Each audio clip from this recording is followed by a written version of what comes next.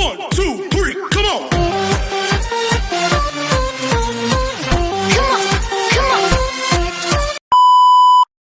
Hello, beautiful people! Welcome back to my channel. This is your Mama Sam. Hola mga amigo, amiga, kumare at kumpare. Kamusta kayong lahat? Sana lahat po kayo ay okay at safe ngayong araw na ito. At syempre, kung ako naman ang tatanungin nyo, nakikita naman ninyo ang beauty ng Mama Sam ninyo, fresh overload pa rin, di ba? Ganyan talaga kapag umiinom ka ng maraming vitamin C plus kumakain ka ng maraming banana. Dahil sa banana, mas nakakaloka ang ganda ng Mama Sam ninyo. Charot! So, kamusta naman kayong lahat? Sana lahat kayo ay okay na okay ngayong araw ng Thursday. So, happy Thursday sa atin lahat ng bonggang-bongga. At hindi lang yan, syempre. Ang bilis ng araw, di ba? Nakakaloka. Thursday na agad. Tapos bukas Friday na. O, di ba? And then, ayun. So, syempre, meron akong imbitasyon mula sa Manhan, Thailand. So, yon, pupunta ako sa Saturday. And then, pupunta naman ako sa Konken sa, kailan ba? Sa Sunday. And then, papasok ako sa Tuesday. Hindi pa tapos yung klase namin. Hanggang 30 pa.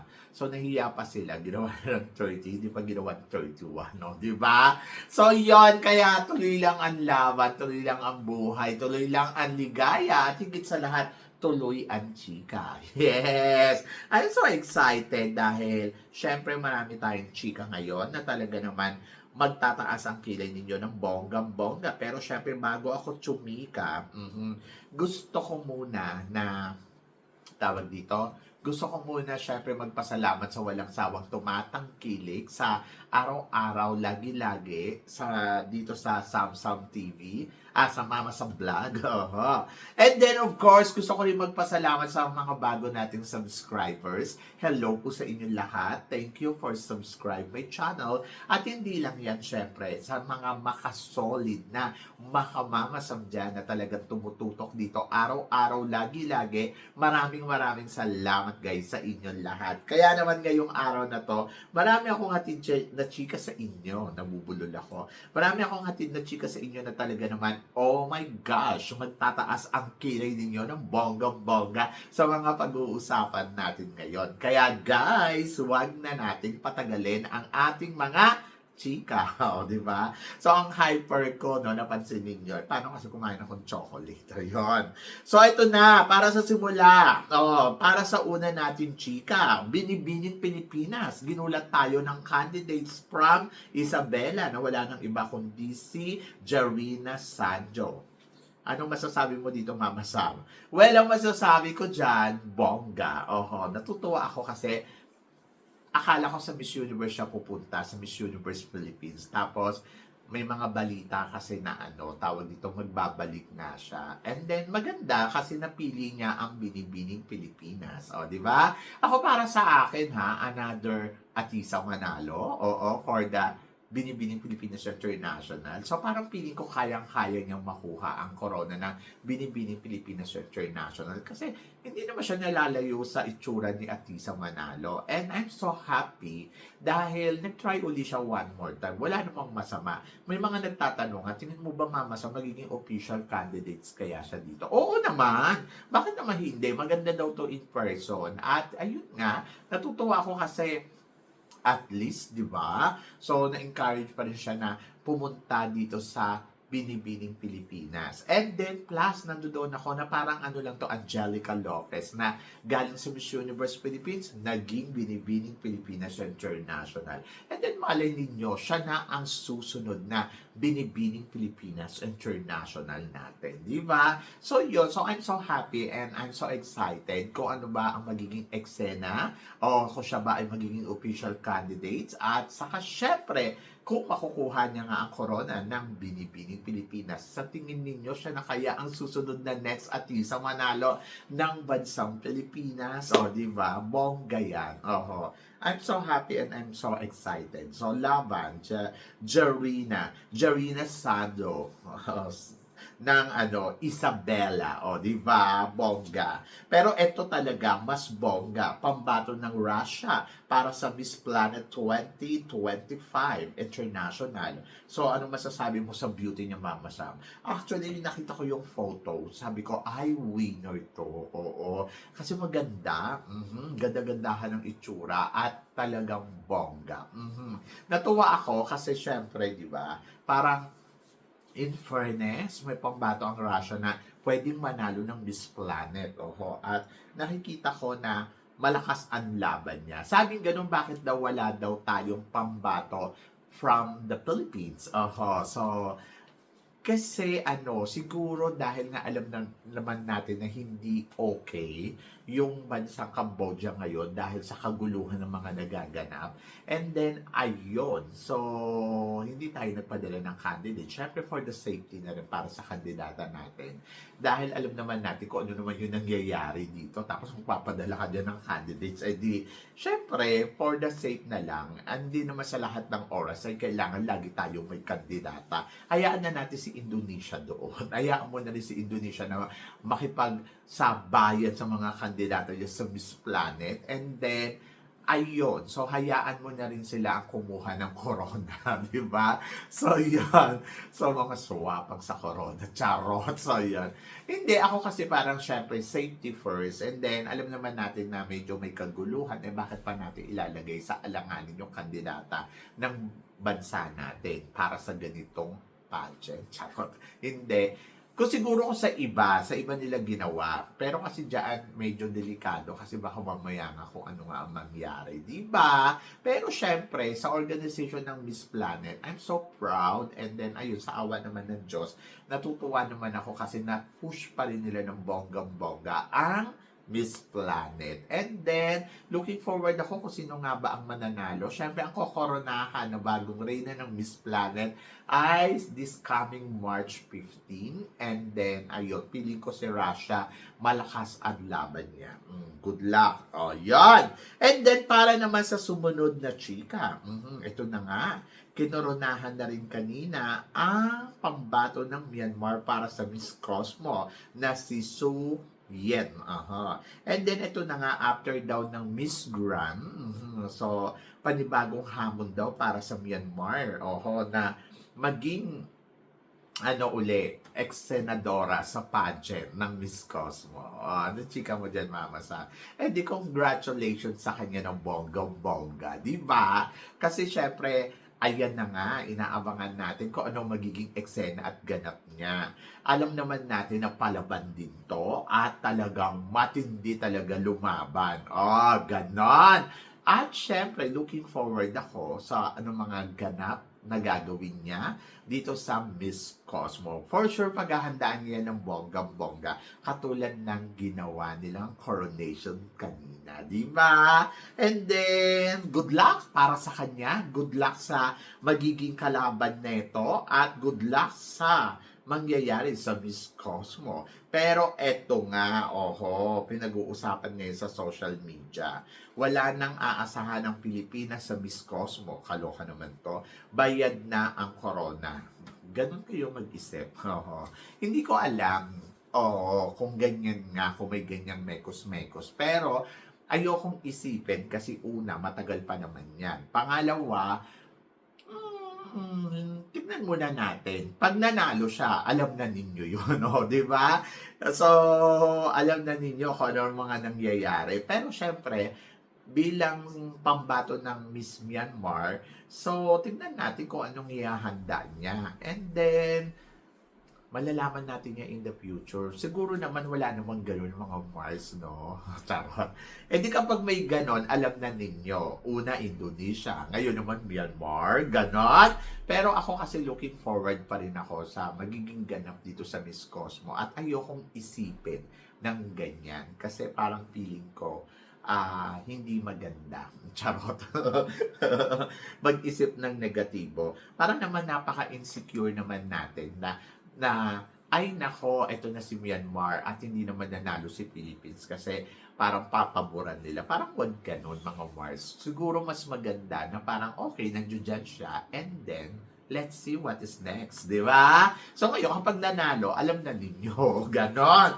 Pero ngayon, wag na muna kayo mag-isip kasi the more na nag-iisip kayo ng mga negatibo, the more na hindi maganda para sa pambato natin. And then, i-ano muna natin yan. Kumbaga parang hayaan na muna natin sila mamayagpag dyan ng bonggang-bongga. So, sa coronation natin malalaman yan. Kapag, ayun na nga, nanalo si Myanmar, alam na ninyo, mekos-mekos yun. Charot! So, yan. Feeling ko, first runner-up. Charot! At para naman sa sumunod na chika, Ashley Sobiano. Oho. So, tingin mo, Mama Sam, kukuha kaya ng corona sa Miss Universe Philippines. Oh my gosh. Si Ashley, to be honest, maganda naman siya, no? Mali lang yung styling ni Ashley. Siguro ang importante ay mapag-aralan nila ng maigi kung ano ang styling na bagay kay Ashley. Wala yung pinagkaiba kay Miss Pampanga. Tingnan ninyo si Miss Pampanga, maganda talaga siya. Tapos yung nakuha na ng team niya yung tamang timpla, o di lalo siyang gumanda, di ba? Lumabas yung aura niya at mas napapansin na siya ngayon. At ngayon, masasabi mo, nako, pwede itong manalo ngayon ng corona. Pwede Miss Universe Philippines, pwede rin Miss Supranational kay Pampanga. Ganon din yung sasabihin ko kay Ashley. Ang kailangan kasi ng organization ang kailangan ng team ni Ashley ay mapag-aralan ang tamang timpla na sasang-ayon para sa lahat, para kay Ashley, di ba? So, yung makeup niya kasi medyo matapang, natatapangan ako. So, siguro kailangan ayun talaga yung ma-experiment nila. And then, syempre, style ng buhok, yung styling naman niya, panalo naman Para nga itong si Abigail Arenas Ang kailangan lang talaga, makuha yung tamang timpla ng ayos ng buhok at ang ayos ng makeup. Pag nakuha nila yan, ay nako, wala tayong pag-uusapan. Kasi si Ashley naman, matalino, matangkad, at may katawan, di ba? So parang feeling ko kakabog kung magagawa nila yon. Ganon. Kasi syempre mas parang, uy, ang ganda naman ni Ashley. Marami pang eksena na pwedeng nilang paghandaan and then sana maayos nila to hanggat maaga. Kasi sayang naman, di ba? Si Ashley nakikita ko kung hindi pwedeng Miss Universe Philippines, pwede namang supranational. Why not? Di ba? Matangkad, parang modela. Katulad din ni Pampanga. At may beauty din. So, styling lang talaga ang kailangan nilang i-perfect. Ganon! At para naman sa sumunod natin, chika, eto nga, nako, sinasabing ganon. Ito daw ang bagong Miss Cosmo Myanmar. Sino daw ang dapat na itapat sa kanya? Si Miss La Union, Iloilo, Cebu, Province, at saka si Baguio. To be honest, sa totoo lang para ikumpara natin ang pambato natin dito kay Miss Myanmar, parang feeling ko hindi ka level. Ganon. Di ba? Taray. Hindi, kasi parang hindi ko nakikita na parang, halimbawa sila Unyo, itatapat mo lang dito, tapos sasayangin lang natin ng bonggang-bongga. Diyos ko, padala mo na lang yun sa Miss Universe. At ganon din si Baguio para sa akin. Actually, si Cebu Province, ayoko rin sanang sabihin na parang, oy nako, wala yung ibubuga kay Miss Cebu Province kasi hindi naman talaga ka-level. Malayo ang mga beauty queens natin. At kahit si Iloilo, hindi ko rin sasabihin na, ay nako, si Iloilo lang ang pantapat dyan. So, to be honest, iba yung laban ng Myanmar, iba yung laban natin. Kalibre ng mga kandidata natin. Promise. Angat. Nakita naman ninyo noon sa Miss Grand, di ba? Si CJ Opiasa pa nga lang ang katapat niyan Nilampaso na siya ng bonggang-bongga ni CJ Opiasa, di ba? So, yun. So, ganun lang kasimple. Kumbaga parang, hindi kasi talaga natin sila ka-level. Kumbaga parang nandoon ako na masaya ako for Myanmar kasi nagpe-penetrate sila ng bonggang-bongga. Pero nandoon din ako sa part na, hello, ang layo naman, di ba? Kaya wala kayong dapat ika-alarma. Maliban na lang kung kung may niluluto na sila dyan ng bonggang-bongga, maaaring matalo niya lahat yan kung sino man yung itatapat niya. Pero sasabihin mo kung natatakot ba ako dahil siya ang panlaban ng Myanmar? No. So, doon pa nga lang sa Miss Grand, hindi na siya umobre. dito pa kaya? Charot! So, yan. So, sana sa Miss Earth siya pumunta. Di ba? Ganun lang. Wala kayong dapat ipag-alala. And then, ako naman parang iniisip ko naman na wala namang ganun. Walang mekos-mekos. Yung mga lumalabas sa social media lang yung nagbibigay ng dumi sa isip ng mga tao. Kaya ganun yung naiisip. Pero to be honest, ako nakikita ko, fair lang labanan. And then, yes, tulad nga na sinabi ko, dito pa nga lang sa Miss Grand, hindi na nga siya umobra kay CJ, di ba? So, dito pa kaya sa mga kandidata ng Miss Universe Philippines na parang alam mo na kayang manalo, di ba? So, yun. So, huwag kayong mabahala kasi minsan na natin silang natalo. Dapat tayong magdiwang dahil meron tayong mga kandidata na alam natin na kayang mag-penetrate ng bonggang-bongga more than sa kanya. So, yan. So, wala siyang kadala-dala. Charot. So, yan. And good luck. Good luck kay Myanmar. Good luck, syempre, sa mga magiging pambato natin. At kung sino man yung itatapat ng Pilipinas dyan sa pambato ng Myanmar. Diba? So, yon. I'm so excited na nandoon ako sa part na parang sige na nga, tignan natin kung ano ang magiging eksena at ganap at looking forward, diba? Pero eto, mas looking forward ako. Gasini Ganados, lalaban ng MGI All-Stars. Anong chika mo dito, Mama Sam? Well. Kaya siguro nag-back out na yung pambato ng Malaysia. Diba? So, yun nga, usap-usapan nga sa social media ang pagbaback out nga. Nagulat ako kasi nag-back out. Kasi nga, baka naman natakot na kay Gasini Ganados. Charot, walang ganun mga Mars. So ito, syempre natuwa ako dahil Gasini Ganados mag-MGI All-Stars. Wow. Ayun yung masasabi ko. Unexpected ha. So yun. So syempre, sobrang exciting yung nararamdaman ko. Excited ako kasi makikita ko siya in person. And then, alam niyo yun, dati nag-i-interviewhan lang kami. Ewan ko kung natatandaan niya pa ako. For sure, malakas ang magiging laban ng Pilipinas. Dahil alam naman natin si Gasini, Diyos ko naman, kahit naman noon sinasabi natin, gusto natin siyang maging Miss Grand.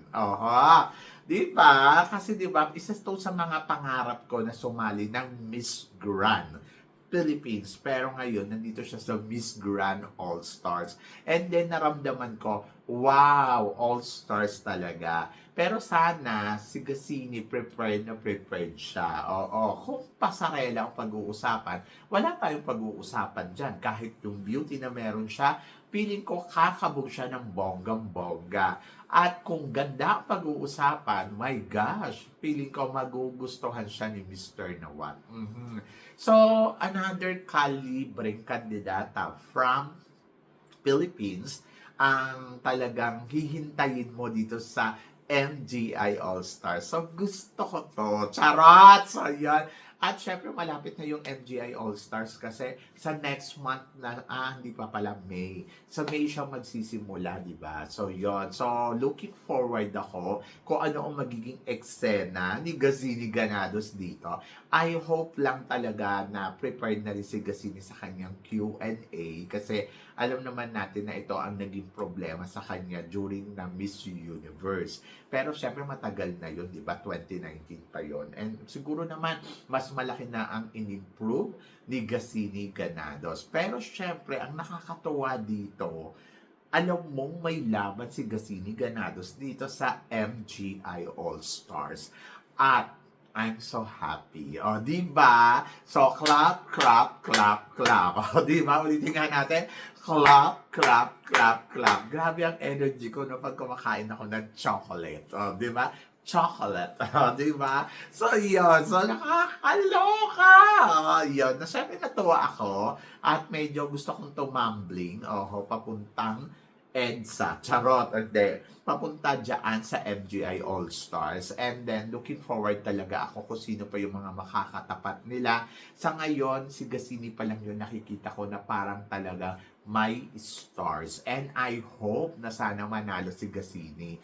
And then, looking forward talaga ako sa magiging eksena nito kasi alam naman natin na kabugera ang isang Gasini Ganados. So yun na lang talaga, sana well-prepared siya pagdating sa Q&A. Kasi ayun talaga yung medyo alam natin na mahina do si Gasini. Pero naniniwala naman ako na kakayanin to ni Gasini na maipanalo ang MGI All-Stars. So, yun yung tingin ko ha. Pero ano ang tingin ninyo? So guys, ano guys ang masasabi ninyo dito sa mga pinag-uusapan natin ngayon? I-comment below mo yan para at least malaman ko naman kung ano naman ang chika mo dito sa mga tinatalakay natin. Syempre maraming salamat sa inyong lahat sa support at pagmamahal na binibigay ninyo syempre dito sa channel ko. At sa mga hindi pa nakaka-subscribe, please don't forget to click like and subscribe my channel at i-click nyo na rin po ang notification bell to more updated syempre sa aking mga chika. Sabi ng ganon, always keep smiling and laban lang. So guys, hanggang dito na lang. Hanggang sa muli nating chikahan. See you tomorrow. Thank you guys.